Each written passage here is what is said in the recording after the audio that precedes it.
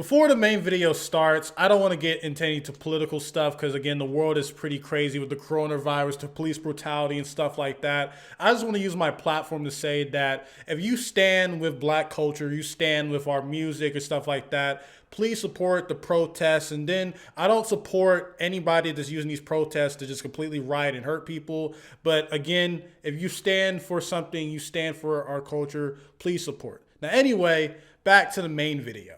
I got loyalty, got royalty inside my DNA. I got loyalty, got war and peace inside my DNA. I got power, poison, pain, and joy inside my DNA. I got royalty inside my DNA.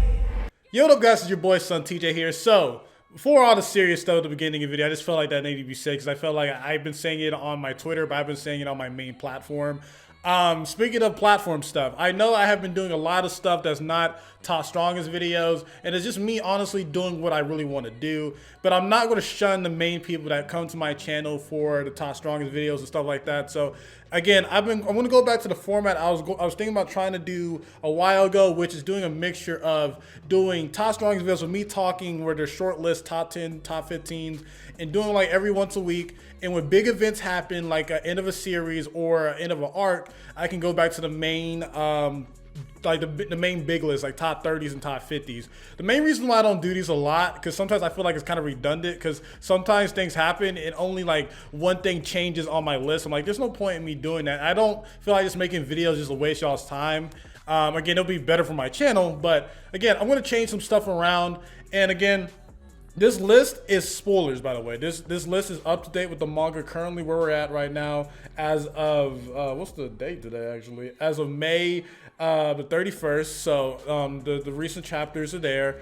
And this top 10 is probably going to be spoilers from the eventual top 50 that's going to be coming out when Attack on Titan, the manga finally ends and the anime fully ends. So just a big deal on that. So again, let's get to the list here, okay? So for number 10, it would be Reese. I remember a long time ago, I thought Reese was a Titan shifter, but no, he's an abnormal Titan. He doesn't have none of the 9 Titan abilities. The main reason why he's number 10 is because, one, he's really freaking slow. He's the biggest Titan we've ever seen, not minus, you know, the founding Titans and stuff like that. Complete destruction ability, has like ridiculous amount of durability, but the fact of the matter is that the anyone who's mobile enough and able to like get around his nape and have very much destructive power, or at least a lot of people on this list can have. That's why he's this low. If this is just, you know, straight out, you know, you get put in a corner and you have nowhere to escape, yeah, he'd be like top 3. But for right now, he's the strongest abnormal Titan. We'll give him that. For number 9 is the young sister of Willie, or otherwise known as the Warhammer Titan. The fact that she was able to put so much of a threat on Eren post time skip, and him learning how to use his hardening ability pretty well, and him know how to use his attack Titan power is the most he's ever learned. Yeah, she's a big threat. She pretty much almost won with her abilities. It's just the fact, you know, Eren outsmarted her. And yeah. One of the best feats shown as the Warhammer Titan, because Eren later on uses the abilities but not on the same level as this character, so that's why I have her at this rank.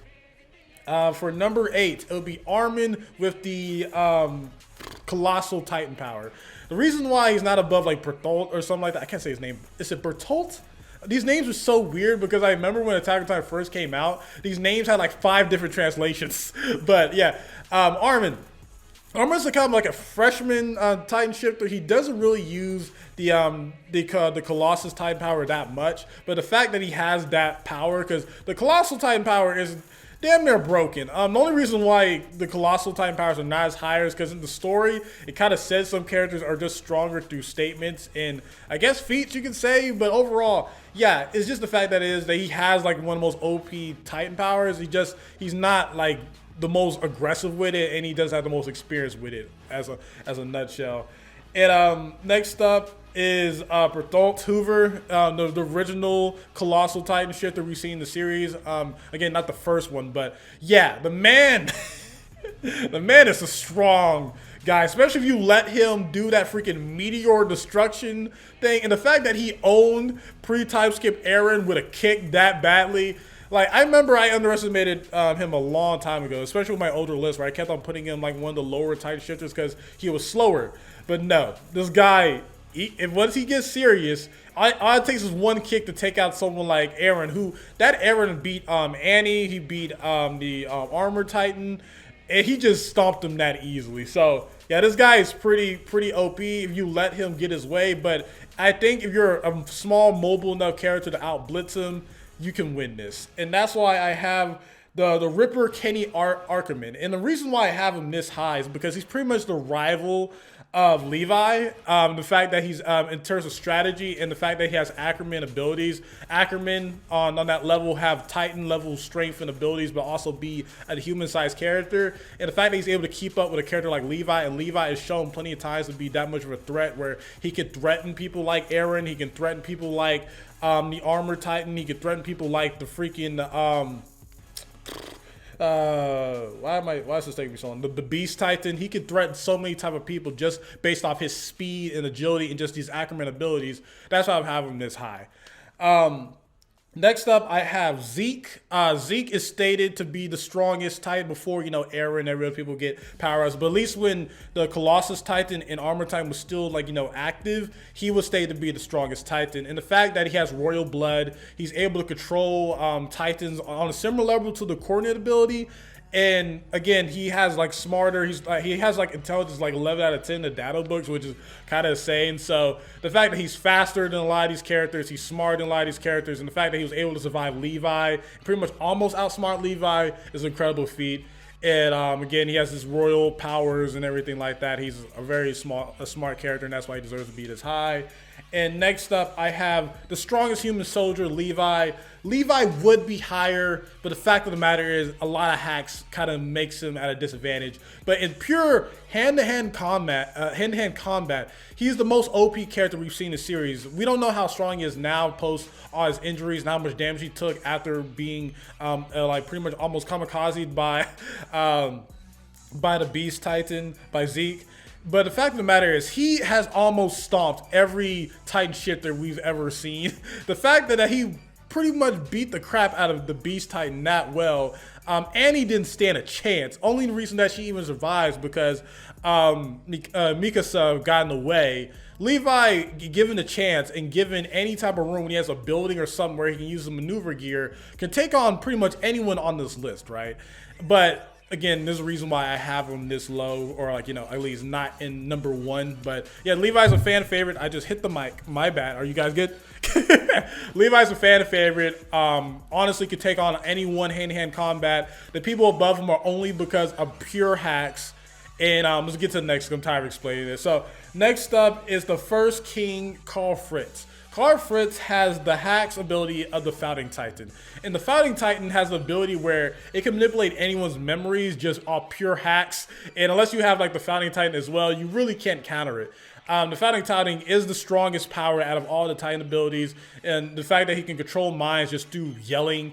He can control other Titans if this is not just a 1v1. They're just, in the Titan world, he can summon different Titans as a whole. I don't think Levi will be able to take on this because again, he has the power of the Ackerman, which he does have the Titan ability, but he doesn't have the feat shown that he can probably resist some of that stuff. But again, I wouldn't say Levi could probably blitz Fritz, but I would say if Fritz is in full Titan mode and he uses this hacks ability, I think Fritz will win this. Next up, it would be the revolutionary Eren Jaeger. Okay, Eren Jaeger is almost my favorite character in the franchise. It's hard to say because I thought he was kind of annoying in pre-time skip, that he got so much better later on. Then he became the edge god after the time skip, regardless of personal bias or stuff like that. This man, even before the time skip, was able to beat Annie. Well, at least in the anime. In the manga, he didn't beat her. He was able to beat the Armor Titan through hand-to-hand combat twice, and in the time skip, he was able to beat the crap out of that Titan and plenty of other Titans all at the same time using multiple Titan abilities. He has almost the most amount of Titan abilities besides the first choice. He has the Founding Titan, the Attack Titan, the Warhammer Titan. And he's able to use the Warhammer and Attack Titan at incredible levels. The Founding Titan, he can only use it when he's in contact with someone with royal blood. But the fact that he's able to use the Attack Titan and Hammer Titan pretty well, and actually he's able to use the Founding Titan post time skip when he's able to talk to Ymir. Yes, he is definitely the strongest Titan shifter besides number one. He can again, he could be taken out if you get the jump on him and you have like the speed, but yeah, the fact that he can summon all those colossal Titans and like pretty much he's on the process of ruling the world. Yeah, he's almost pretty much a god of this verse at this point, and I don't see that many people beating him if they're alive right now. You know what I mean? So we'll see here. And for number one is your Merefritz. I think a lot of people saw this coming.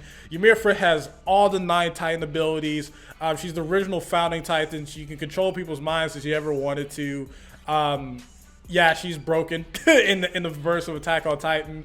The fact that she can use all these abilities, and the fact I think she can be as big as like the Colossal Titan. So even if Eren try to use his abilities, they'll cancel each other out, and she'll be way bigger than Eren. Probably kick him across the screen like Bertolt did years ago. So yeah, Ymir is the strongest. I'm not gonna say she's the best, fighting ability. And again, if you get a random arrow to her, her neck, you could probably kill her because that's how she died. But yeah, I think Ymir is the strongest. So tell me what you think. Are you mad that Levi is not number one because he is the fan favorite? Or are you mad that Eren's not number one? Do you feel like I underestimated certain characters? Do you feel like Annie in the Armor Titan? I don't know why. I'm gonna say I'm gonna stop saying Armor Titan. How am I gonna say this guy's name because I keep messing it up? Rainer. Okay, Rainer. You think Rainer should be up here? Yeah. So the top 50, the real top 50 is gonna be coming out once the manga truly ends. Or do you guys want me to wait for the anime? Because the anime's animation looks pretty well, and I like throwing in little anime cutscenes in there. So. Hope you like the format, man, and I hope the intro didn't put too many people off. Again, I just had to share my truth because I'm a black man in America, and I care about the movement and everything. And I've been very vocal on my Twitter. And I want to be vocal on my YouTube channel because I care about what I stand for, and that's how I feel about it. So more content is going to be coming out soon. I've been on a daily upload grind. If you like my personality and you like the videos I make, please like, share, and subscribe. I appreciate you. I appreciate your view. And I appreciate your comment, man. So, SonTj, peace. Love you all.